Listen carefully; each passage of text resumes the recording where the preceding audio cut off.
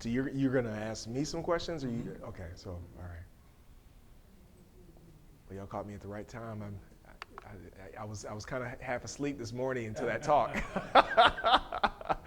It's been real. I had a long day yesterday, going around visiting a whole bunch of agencies. Was that right? Yeah, trying to do my fundraising thing as a faculty member. Godspeed.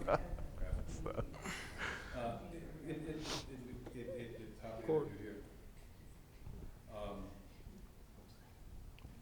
um, Talk to us about the presentation. So, your presentation, what was your expectations coming in?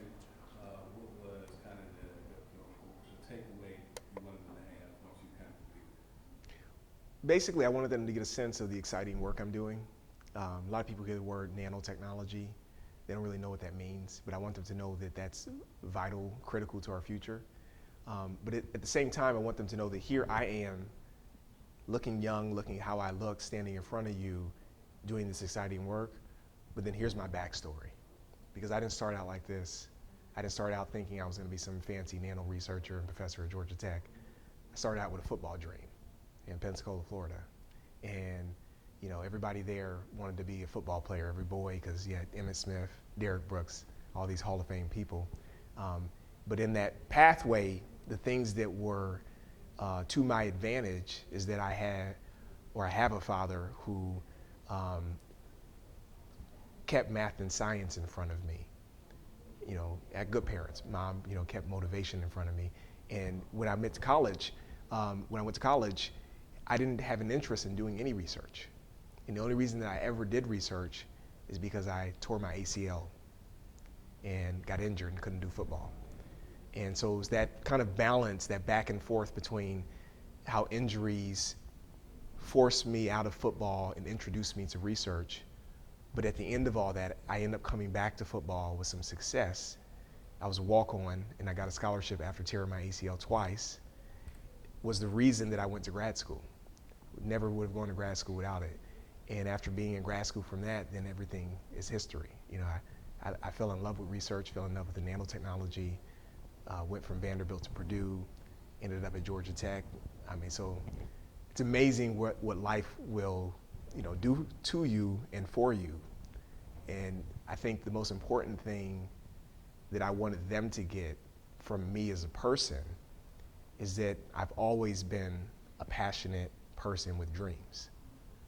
But I wanted them to see how that could evolve over your life when the things that you dreamed about first may not be available to you anymore. So, yeah. You talk about, I guess, your route to where you are now in the whole nanotechnology. Can you tell us more about that and what your research is at this point? Yeah, so I was first introduced to nanotechnology research after I tore my ACL the second time. I started picking up research with a professor who was working in nanotechnology. And I liked the field, but I probably liked it more since this professor was a former college athlete, and we had a personal bond. And I think that was important. He became a very important mentor for me. So he opened my eyes to nano, and because nano and energy, I was working on a project where we were using nanostructured diamond tips to convert wasted heat into electricity. And I just thought that energy is so important for the future. Nanomaterials are so new and they seem to be promising. I maybe kind of like people in the 50s thought that we'd live in the Jetsons future today. At that time, I was thinking that we would live in a nanotechnology future when I'm older, and we may still have a shot at making that be a reality. So I wanted to be a part of that. It was the entrepreneurial aspect of it that really got me hooked. The fact that it was so new, it seemed to be the emerging market.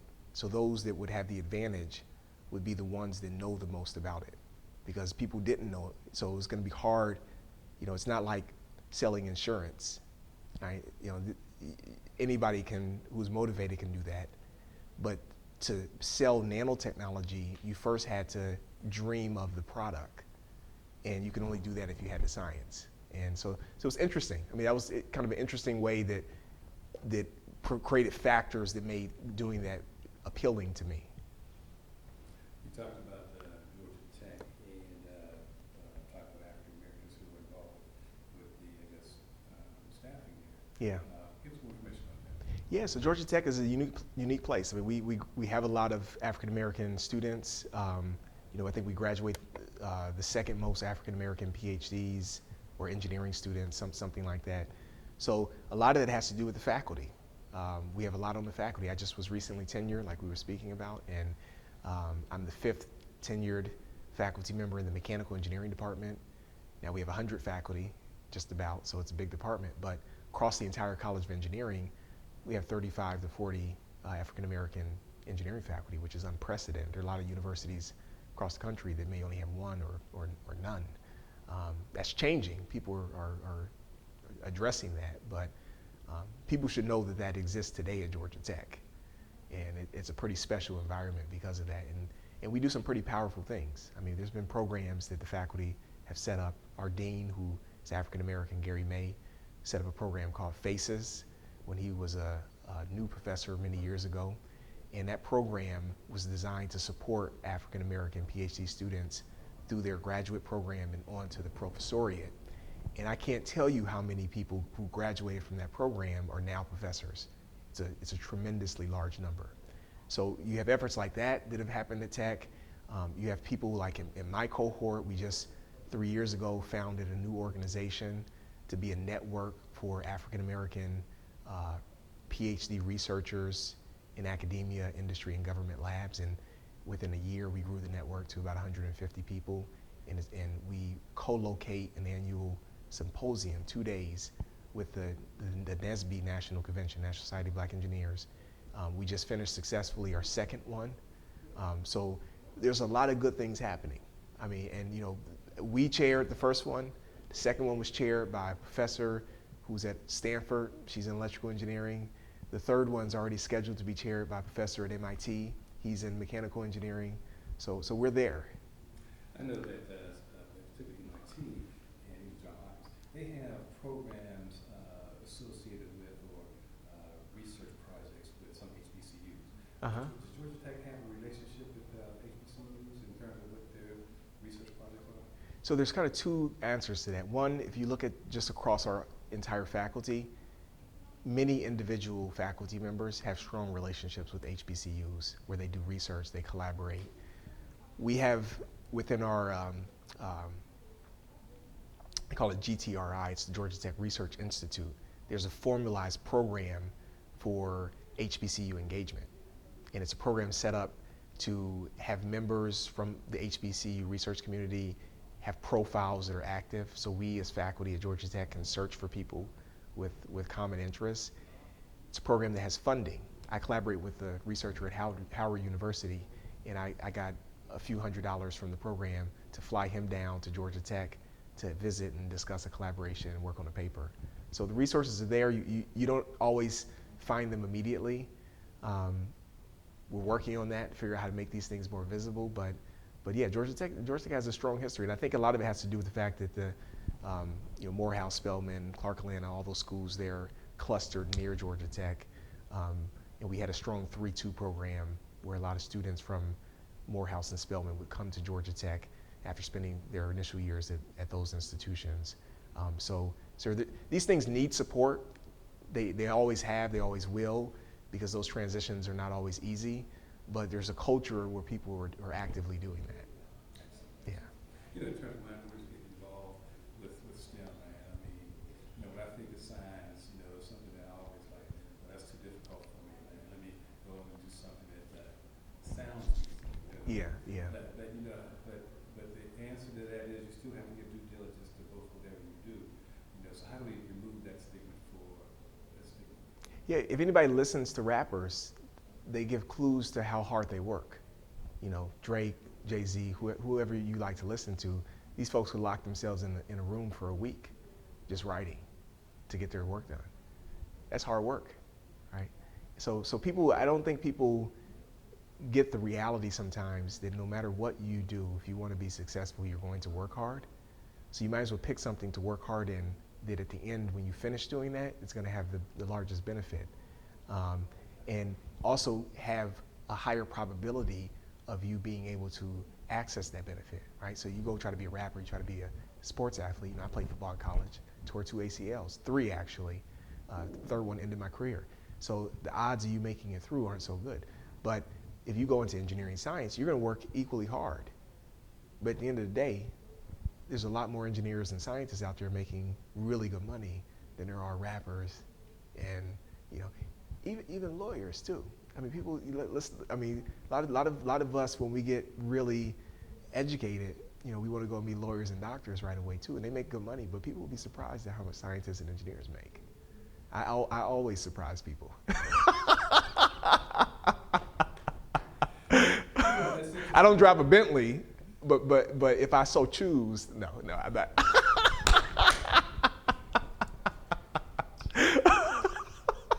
We're good. I got it. Yeah. Congratulations. Yeah, no, thank you. The special programs, man. Yeah. One of the things that we talked about briefly, you guys. You know,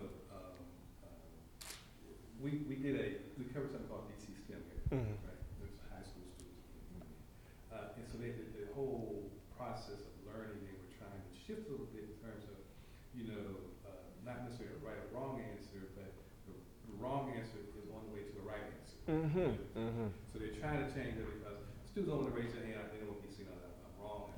Yeah. But so being able to understand that wrong answer is really helping to get to the right answer. Is that a shift that you're seeing happening in terms of how STEM or science is being taught? I can't answer it with any affirmative. I'll put it like this. So there's a lot of thought out there that we need to make that shift, but there's a lot of inertia that we got to overcome to realize it. So yes, there are people that are doing that, realizing that how we engage with our students matters, that they're not just people to deliver information to, but they're people with emotions, and that emotional interaction is important. So we need to do more of it. And my thought actually is that we need to do more of letting the students drive the learning, because they drive learning their entire life since they were able to talk and walk. I have 2 young girls now, 4 and 2, and I watch them closely, and they're always driving their own learning. But it's how I can direct that helps them to get maybe a message that I want them to get. And I do that same thing in my college classes. I tell the students, I tell them frankly, a lot of times, and especially in projects, that this is your company. You're the CEOs, the CTOs, and I'm on your board. I'm an advisor, and I'm going to help push you. I've invested money in you, so I'm going to make sure you don't waste my money. But you need to take that ownership, because kids are quick to find comfort in adults assuming the ownership of the learning process, and they get lazy because of that. They won't do the extra thing that they need to do. So long answer to your question, but I think people are trying to do it. I think we have a long way to go. I don't think we've converged on the exact right way, if there is one, to do it though. What's the future of STEM? Jobs that are current now weren't thought of 5 years ago, and now what we're doing now, there'll be jobs that we don't even know what they are. But as the movement of science and technology goes, those jobs will be created. But so, what do you think the future of it is? Well, I'm gonna take it a level higher. I'm gonna say what the future of the United States is, and the future of how we live in this United States is creating our own jobs and value, where people are entrepreneurs more so, right? We already went out of this phase where people work for the company for their entire career to a phase where people are switching jobs frequently, right? The next step for that is that people rarely have jobs, that they are in business for themselves and they learn how to create value, right? When we teach our students, we're making a mistake, in my opinion, to teach them how to do tasks or to know facts. We need to be teaching them how to create value and understand how their unique person and their unique experiences allow them to uniquely create value. So when it goes back to STEM, when we think about things like electronics and software and the internet, you know, these are the things that are going to allow someone to have a small business that creates value that's effective. So everybody to some degree is going to have to learn that. So we're going to have to think about how STEM in some ways, in engineering more specifically, because right now when you go to college, most people are required to take some chemistry and physics, but this whole idea of engineering and learning how to design a product, that's going to be important for everybody in the future. 3D printing, all these other things. So technology is a leveler, or it can be a leveler if we take advantage of that. And I think that's where we are at this stage. And you know, I'm amazed sometimes when I visit some grade schools that have 3D printers. You know, I put an electron microscope in some schools, so these students are getting these abilities to look at nanomaterials, to design their own manufacturing process. And you know, next thing you know, your corner store is going to have a 3D printer. You're going to be going there to get your shoes custom made. I'm good. Good job, bro. All right, thank you. Yeah. That might go. Okay. So,